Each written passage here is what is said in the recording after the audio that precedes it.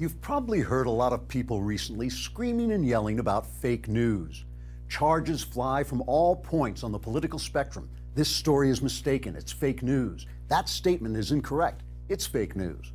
But to my mind, these arguments miss the point. Mainstream American news is all fake because the major news outlets are so consistently biased toward the left that whether any given story they report is factual or not, their overall reportage is essentially leftist propaganda.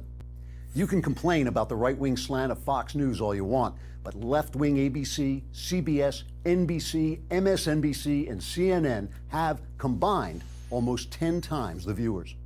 Look, the chief journalist at ABC is former Clinton operative George Stephanopoulos. The president of CBS News is David Rhodes, the brother of a former senior Obama staffer. Comcast, which owns NBC, is run by a major Democrat donor. Same for the leadership at CBS and Time Warner, which owns CNN. Only 7% of American journalists identify as Republican. And while a lot of news outlets forbid their reporters to donate to candidates, 96% of those who did donate last time out gave to Hillary Clinton. These journalists claim that despite the fact they're all Democrats, they can be objective. It just ain't so.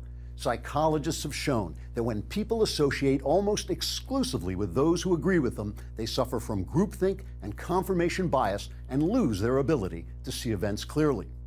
Now, it's not that these journalists are liars, exactly. It's that their bias skews their reporting in very specific ways. Let me give you Andrew Klavan's 3 rules of mainstream media journalism. These can transform any story, whether it's true or not, into fake news. Rule number 1. Whenever left-wing prejudices are confirmed by a single event, that event is treated as representative. But whenever left-wing prejudices are contradicted by a single event, that event is treated as an isolated incident. And if you treat it as representative, you are deemed to be hateful. So for instance, a white cop shoots a black suspect. The mainstream media treats that story as representative of general police racism, even though studies show cops don't use deadly force more often on blacks than on whites. On the other hand, if a Muslim commits an act of terrorism and someone is bold enough to point out that the terrorist act is in fact representative of the daily acts of Muslim terror around the world, this is considered Islamophobic. The leftist media cherry picks when an event illustrates a larger narrative. That's fake news. Rule number 2. When a scandal breaks on the right, the news is the scandal. When a scandal breaks on the left, the news is who wrongfully disclosed that scandalous information. Thus, when the media wanted to raise suspicions that Donald Trump was somehow in league with the Russians, they freely quoted illegally leaked information from intelligence sources.